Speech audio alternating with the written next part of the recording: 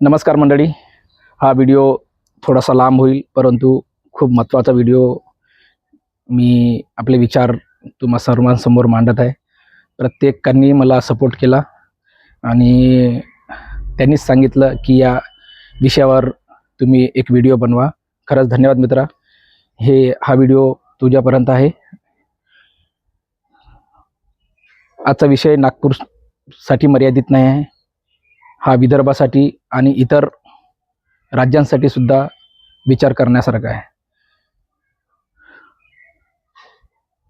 आत्ताच या परिस्थितीमध्ये प्रत्येक मोठ्या मोठ्या मेट्रो सिटीला स्मार्ट शहर घोषित केलं आणि स्मार्ट सिटी बनवण्याच्या नादामध्ये प्रत्येक नेता हा पूर्ण ताकद लावून झटत आहे आणि स्मार्ट शहर तयार करत आहे. मित्रांनो, मी आता येतो नागपूर शहराकडे. नागपूर शहराचा विकास अतिशय जलद गतीने होत आहे.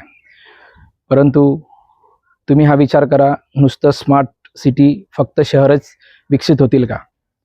आणि त्यांचं काय, ज्यांचं भविष्य आजही अंधारात आहे, ज्यांना वीज नाही असे गावं आहेत, ज्यांना रस्ते नाही असे गावं आहेत, ज्यांना पाण्याची व्यवस्था नाही असे दुर्मिळ गावं आपल्या महाराष्ट्र राज्यात आहे. त्या राज्यातील अशा दुर्मिळ गावापर्यंत आजही खडतर रस्ते आहे. काल परवाची मी एक न्यूज बघत होतो. आटापल्ली तालुक्यामध्ये एका गावात 1.5 किलोमीटर एक महिलेला डिलिव्हरीसाठी स्ट्रेचरवर उचलून नेण्यात आलं आणि 1.5 किलोमीटर नंतर एक रुग्णवाहिका तिथे आली आणि तिला चंद्रपूरला इतर हॉस्पिटलमध्ये नेण्यात आलं. किती भारत देश स्वातंत्र्य होऊन इतका वर्ष झाला, मी कुठल्याही सरकारकडून बोलत नाही मित्रांनो. हा माझा बोलण्याचा उद्देश हाच आहे की आपण फक्त शहरं विकसित करणार आहोत का? आणि त्यांचं काय, ज्या गावामध्ये अतिशय कठीण परिस्थितीमध्ये जीवन जगत आहे, जिथे लाईट नसते, थोडासा पाऊस आला, हवा आली की लाईट जाते आणि अशा परिस्थितीमध्ये ते गावातील लोक आपलं जीवन जगत आहे. आणि आपण फक्त शहरांचाच विकास करत राहतो. सिमेंट रस्ते आज जिकडे तिकडे पर्यावरणाचा ऱ्हास करून सिमेंट रस्ते बांधत आहे आणि ज्याच्यामुळे नागपूर पूर्णपणे जलमय होत आहे. परंतु मला एकच म्हणायचं आहे, सरकार कुठलंही असू दे, तुम्ही ग्रामीण भागामध्ये स्मार्ट गावं बनवू शकत नाही का? किंवा स्मार्ट गावं बनवण्यासाठी प्लॅनिंग नाही आहे का? फक्त तुम्हाला शहराचा विकास करण्याचाच ठरवलेला आहे का? की या विकासामुळे, शहराच्या विकासामुळे खूप फायदा होईल का? म्हणजे पूर्ण लोक, ग्रामीण भागातील लोक आपले शेती, आपला गाव सोडून यावं असं सरकारला वाटते का? मित्रांनो, आज नागपूर किंवा इतर जिल्ह्याची परिस्थिती ही आहे की सर्व ग्रामीण भागामध्ये असलेले लोक गावं सोडून शहरामध्ये येत आहे. आपले शेत्या विकून पोट भरण्यासाठी शहरामध्ये येत आहे, शहरामध्ये प्लॉट घेत आहे. आज प्लॉटचा रेट नागपूर असो किंवा इतर असो 50 लाखापर्यंत पोहोचलेला आहे. आणि मित्रांनो, अशीच परिस्थिती, आपली शेती विकून घेतल्याशिवाय इथे प्लॉट घेणं पण कठीण झालेलं आहे.